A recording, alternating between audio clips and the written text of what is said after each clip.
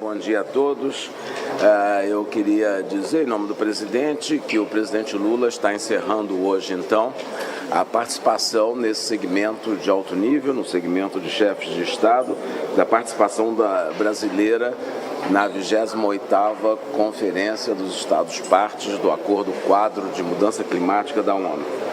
E os trabalhos da COP continuarão ainda pelos próximos 10 dias, só se encerrarão no dia 12, e ao longo desse tempo haverá negociações de vários temas, acordos e ajustes importantes a serem feitos até o dia 12.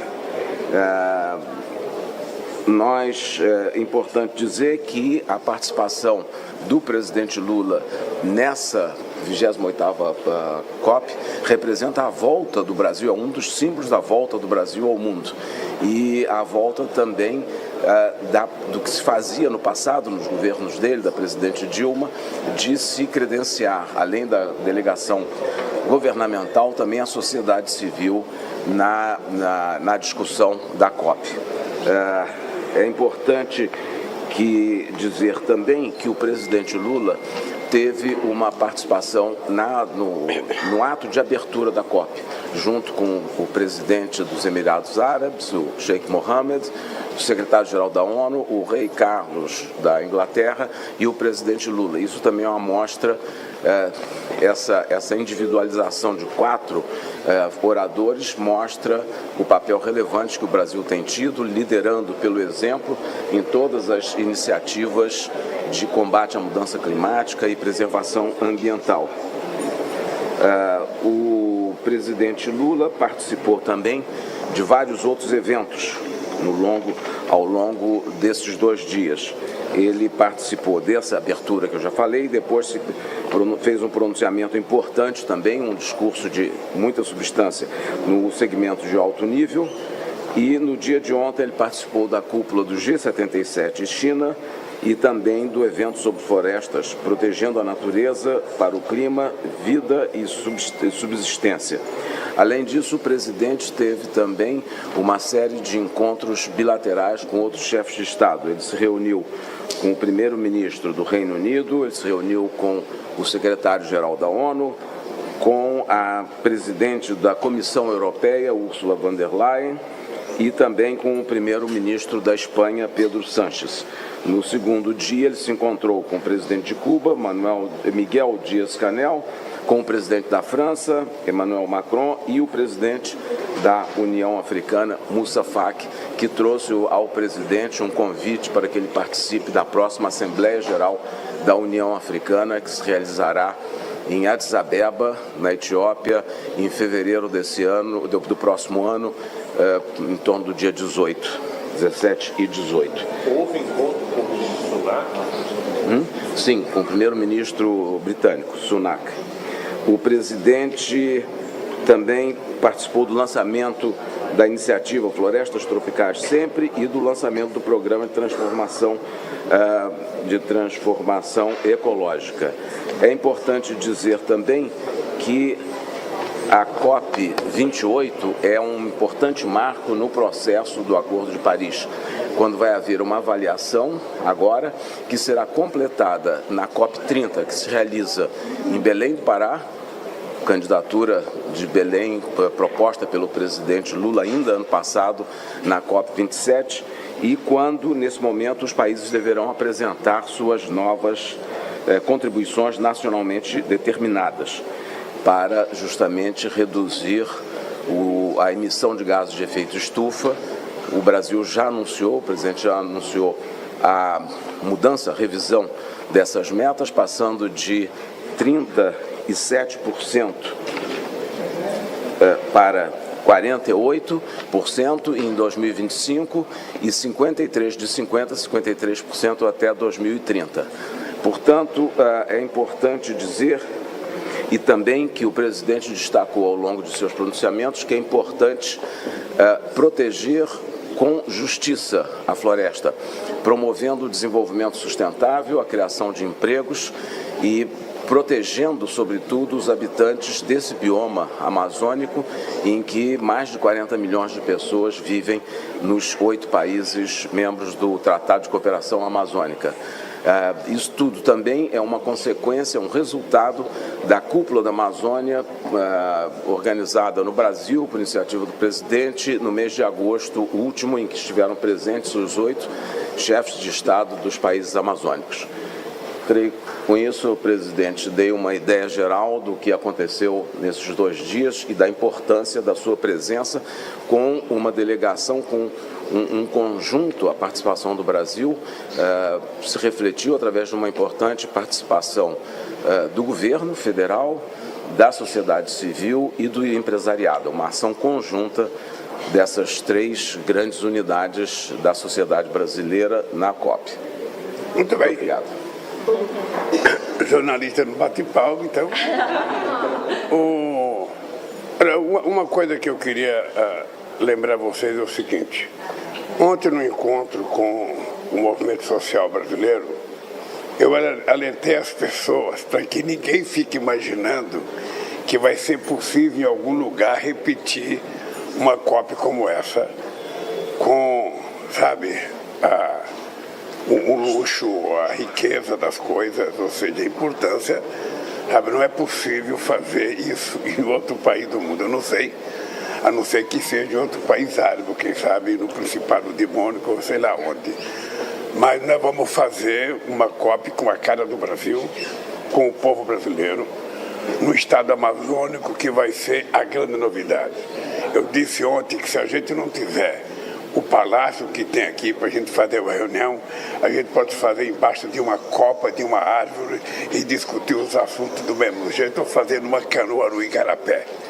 Essa vai ser a nossa COP, sabe, no Brasil em 2025. Mas dizer para vocês que eu volto agora para a Alemanha e depois para o Rio de Janeiro para reunir o Mercosul, eu volto muito feliz. Muito feliz porque nós estamos saindo de um encontro internacional que a cada ano que passa ganha mais envergadura, ganha mais responsabilidade e ganha mais representatividade. O Brasil é um país, sabe, que ninguém hoje no planeta pode discutir a questão do clima sem levar em conta a existência do nosso país, sem levar em conta a nossa experiência e sem levar em conta o que vai acontecer no Brasil nessa questão da transição energética. Eu tenho dito que não existirá nenhum país do mundo em condições de oferecer ao planeta a quantidade e as variáveis de opção de energia limpa como o Brasil pode oferecer. É uma coisa impressionante, nós achamos que é uma oportunidade que o Brasil está tendo no século XXI de fazer uma revolução econômica a partir da chamada bioeconomia, chamada da economia verde, chamada da renovação energética que o mundo está passando. E foi isso que nós viemos mostrar aqui. Vocês viram ontem que eu me emocionei na questão da floresta, porque é a primeira vez. Todo mundo fala da Amazônia. Há 30 anos atrás tinha gente que comprava terra na Amazônia. Um tempo desse eu conversei com uma jornalista, ela me disse que ela era criança quando o pai dela pediu para ela comprar um pedaço de terra na Amazônia. Sabe? Então, todo mundo fala da Amazônia. Então ontem, nessa COP, foi a primeira vez que a floresta amazônica e outras florestas falaram o que querem, como querem e para que querem. Daí porque a minha emoção, até porque eu estava falando da Amazônia, eu sou de Pernambuco, com uma ministra que nasceu na Amazônia, que foi seringueira no estado do Acre, que se alfabetizou aos 16 anos e que, portanto, ela era que tinha que falar. Ou seja, foi um gesto de reconhecimento e de mostrar ao mundo que o Brasil está levando essa questão muito a sério, muito a sério. Ou seja, nós queremos convencer, nós não queremos brigar, nós queremos convencer as pessoas que investem em agricultura, as pessoas que investem em indústria de imóveis, as pessoas que investem na criação de gado. Nós queremos mostrar que é plenamente possível a gente manter a floresta intacta e a gente ter terra para a gente plantar o que quiser. Com o avanço da genética, o avanço da engenharia, a gente pode produzir muito mais na mesma quantidade de hectares se a gente discutir o melhoramento da terra. Nós estamos agora com um programa muito sério, que é a recuperação de quase 40 milhões de hectares de terras degradadas. Isso é praticamente quase o que nós temos hoje de plantado, portanto a gente vai poder dobrar a produção do que a gente quiser sem mexer em nenhum bioma nosso. Nós precisamos manter, sabe, a Caatinga, nós precisamos ter o Cerrado, manter a Mata Atlântica, manter o Pantanal, manter a Amazônia, tudo, sabe, intocável, sem precisar mexer, preservando, porque aí é que está a riqueza dessa combinação, sabe, de melhorar a qualidade da vida das pessoas que estão lá. As pessoas que estão lá, na verdade, são os principais homens e mulheres guardiãs, sabe, da manutenção dos nossos biomas, e nós temos que fazer disso não um santuário, nós temos que fazer disso um modelo de desenvolvimento, porque as pessoas que destruíram o planeta, as pessoas que mais, sabe, emitiram gás de efeito estufa ao longo de todo o processo da industrialização do mundo, têm uma conta a pagar com a humanidade. Não é a partir de agora, é a partir do passado e, portanto, nós precisamos transformar a preservação numa fonte de recursos constante, não é apenas do financiamento para não desmatar. Ao não desmatar, tem que cuidar. E ao olhar para uma copa de uma árvore, nós temos que lembrar a riqueza da biodiversidade e nós temos que ligar que lá embaixo tem um indígena, tem um pescador, tem um seringueiro, tem um ribeirinho, sabe, tem um pequeno trabalhador rural. Então essa gente faz parte da biodiversidade do nosso planeta e da Amazônia. Então, isso que nós viemos falar aqui. Eu saio daqui muito satisfeito. Inclusive, o maior presente que a minha delegação leva ao embarcar, sabe, para Berlim, é o carinho com que nós somos tratados, o respeito com que todos os governantes de todos os países nos trataram. E eu saio daqui com a certeza de que nós vamos chegar na COP30 altamente preparado, possivelmente seja a maior COP já realizada, sabe, em todos os tempos, porque vai ser na Amazônia. Eu sinto a expectativa de muita gente querer ir para a Amazônia, querer conhecer a Amazônia, ver a riqueza, a beleza da Amazônia. E eu acho que a gente então vai ter um outro patamar nas discussões da COP. Vocês viram o meu discurso inicial, era tentando mostrar que nós temos que fazer uma combinação da questão ambiental com a mudança governamental. Porque é preciso que a gente tome decisões e essas decisões sejam implementadas. Sabe, os países ricos muitas vezes acham que o problema é só dinheiro. Então, para qualquer coisa, eles oferecem dinheiro. Não é só dinheiro. Eles também têm responsabilidade de diminuir as emissões de gás de efeito estufa. Todo mundo sabe que uma pessoa que trabalha numa sala com ar-condicionado, que depois sai no seu carrão para ir para casa, todo mundo sabe que ele emite mais gás de efeito de estufa do que centenas de pobres, sabe, que moram na periferia, que não andam de carro, sabe? Então é esse mundo que tem que ser compreendido, tá? Nós temos que tentar diminuir o pensamento da individualidade e tentar mostrar a necessidade de pensar coletivamente, porque é um mundo só. Não tem dois planetas, não descobriram vida na Lua, não descobriram Marte, não descobriram Plutão, não descobriram nenhum outro planeta. Então, nós temos que cuidar de nós mesmos aqui. Então, essa é a riqueza desse encontro. O Brasil, acho que está com a maior delegação de todos os países. Muita gente do movimento social, muita gente, sabe, de ONGs, sabe, eu acho isso extraordinário. Então, eu saio daqui muito satisfeito, muito realizado, com muito mais responsabilidade, porque a partir de agora, até 2025, é um passo. Parece que está longe. Mas quando a gente tem mais responsabilidade, o tempo passa muito mais rápido. E aí nós vamos ter que trabalhar muito. Então eu quero agradecer, inclusive, a cobertura de vocês. Espero que vocês continuem cobrindo isso, porque a informação que vocês passarem para a sociedade vai ajudar ela a pensar melhor ou pensar pior.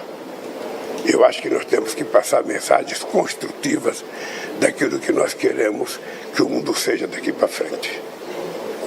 A Renata aqui, Agora alguém vai coordenar. Eu ajudo aqui. Renato da Record aqui. Bom dia, presidente. Presidente, não é contraditório? Ontem o senhor confirmou que a gente vai entrar na OPEP+. A gente participando de uma COP, falando justamente na diminuição de combustíveis fósseis, e o Brasil anunciando numa COP que a gente vai entrar na OPEP+. Como que fica? E criar a Petrobras Arábia. Olha, primeiro o nome é tão chique que só por ser chique o Brasil deveria entrar. OPEP+. Poderia ser observador. Veja, o observador, ele vai para ouvir e vai para dar palpite. E por que é importante o Brasil participar? O Brasil é observador do G7. Eu estou convidado, desde que eu ganhei o primeiro ano de 2003, eu sou convidado para o G7. Eu sou observador. Nós convidamos para o Mercosul observadores. Nós convidamos para o G20 observadores. Nós convidamos para os BRICS observadores. As pessoas que vão.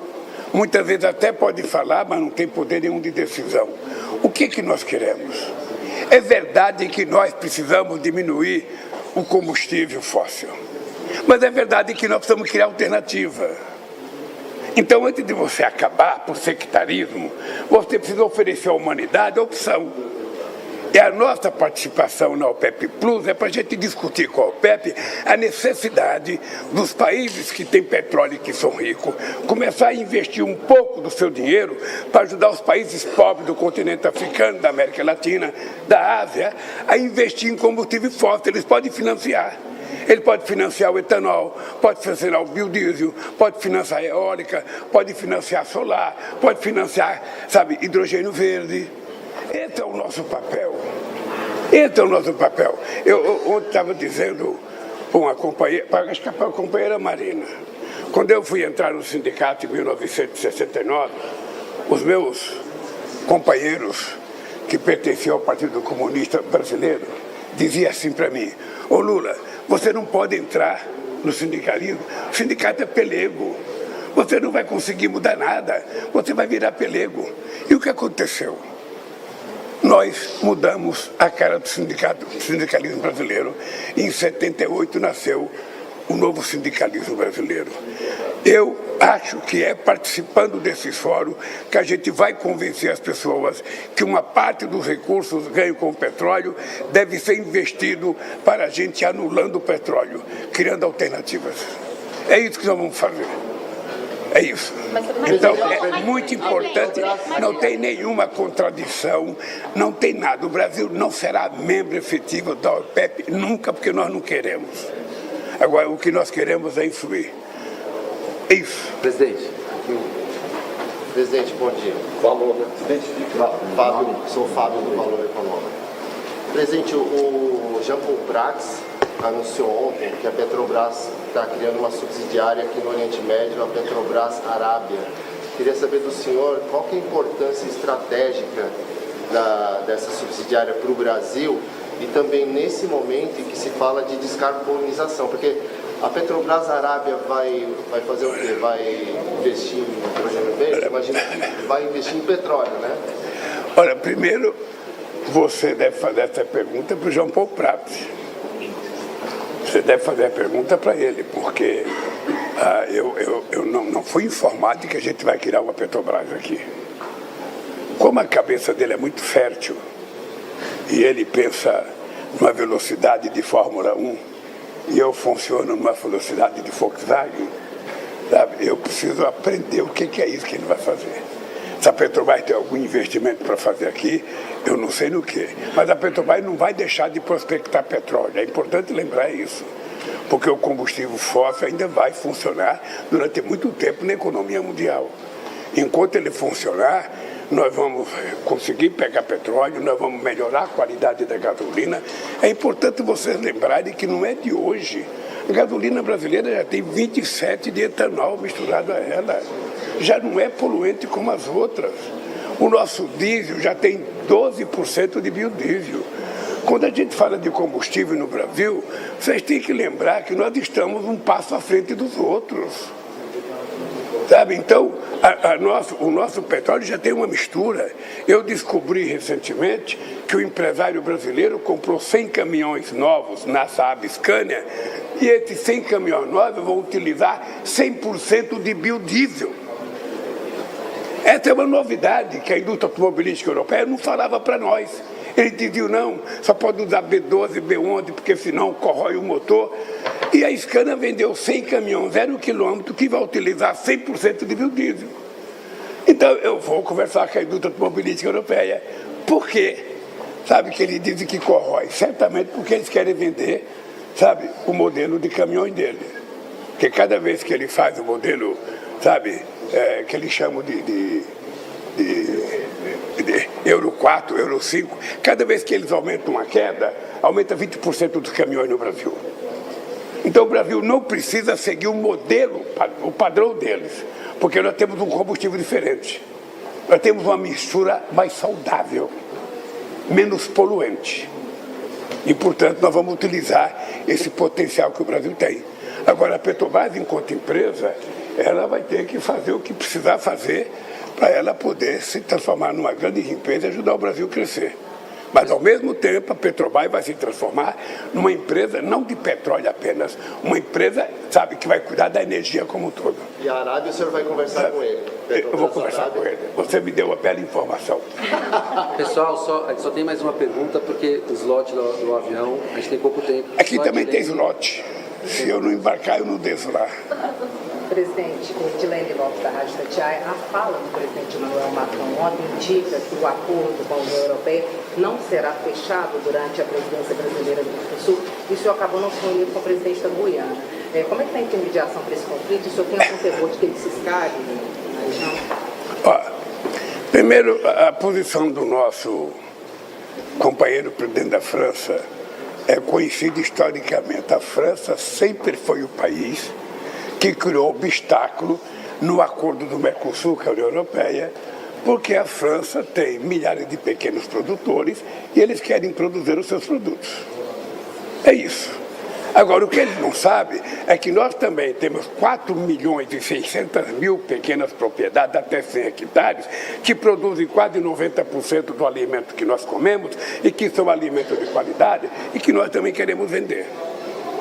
Eles têm que saber que nós também temos indústria, que nós queremos crescer e que nós não vamos facilitar compras governamentais, porque nós queremos que a nossa indústria cresça. Então a posição do Macron já era conhecida por mim. Ontem eu fiz uma reunião com o Macron para tentar mexer com o coração dele.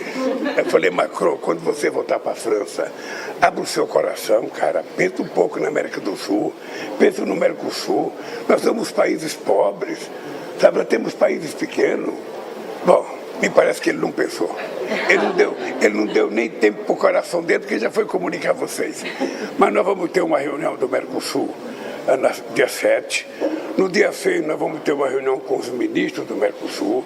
Eu estou pedindo para o Celso Amorim ir na frente e fazer uma reunião com o movimento social brasileiro, porque também os sindicatos, os pequenos produtores, também me parece que não estão gostando da proposta feita. Se não tiver acordo, paciência.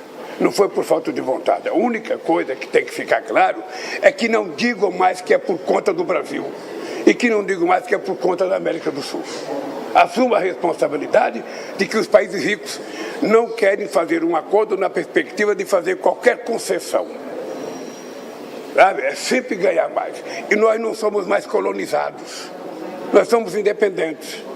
E nós queremos ser tratados apenas com respeito de países independentes, que temos coisas para vender, e as coisas que nós temos para vender têm preço. O que nós queremos é um certo equilíbrio, sabe? Então, eu acho que nós vamos ter uma conversa. Eu tive uma grande conversa com a Ursula von der Leyen, que é a presidenta da Comissão Europeia. Vamos ver como é que vai acontecer, sabe, na sexta-feira. Se não der acordo, pelo menos vai ficar patenteado de quem é a culpa de não ter acordo.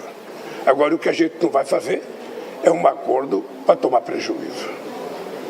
E a Guiana, presidente? Eu vejo a Guiana, eu conversei por telefone com o presidente da Guiana já 2 vezes. O Celso já foi à Venezuela conversar com o Maduro. Teve o referendo, acho que é hoje o referendo. Obviamente que o referendo vai dar o que o Maduro quer, porque é um chamamento ao povo para aumentar aquilo que ele entende que seja o território dele. Ele não acata um acordo que o Brasil já acatou. Porque não só a decisão de 1887, como a decisão de 1965, em que houve um acordo, houve um tratado que o Brasil aceitou, sabe? E eles agora estão dizendo que não aceitam. Vamos ver o que vai dar. Eu acho que só tem uma coisa que o mundo não está precisando. Só tem uma coisa que a América do Sul não está precisando agora, é de confusão. Se tem uma coisa que nós precisamos para crescer e para melhorar a vida do nosso povo, é a gente baixar o facho, trabalhar com muita disposição de melhorar a vida do povo e não ficar pensando em briga, não ficar inventando história. Então eu espero que o bom senso prevaleça. Obrigado. Do lado da Venezuela e do lado da Colômbia, e do lado da Guiana. O senhor tem medo de uma guerra aqui no continente? Não pode chegar nesse ponto? Aqui é que não tem medo de guerra, cara. Eu, toda vez que vejo uma coisa daquela explodindo na faixa de Gaza, eu fico imaginando se fosse na minha cabeça. É uma contradição a gente fazer, sabe, um encontro dessa magnitude para discutir a diminuição, sabe, de emissão de gás de efeito estufa e os caras jogando bomba. É uma contradição. A gente tem que... Sabe? Então eu acho que a humanidade deveria ter medo de guerra. A humanidade. Porque só faz guerra quando falta o bom senso. Quando o poder da palavra se exauriu por fragilidade dos conversadores. E eu acredito muito nisso. Vale mais a pena uma conversa do que uma guerra. Um abraço, gente. Obrigado. Pessoal.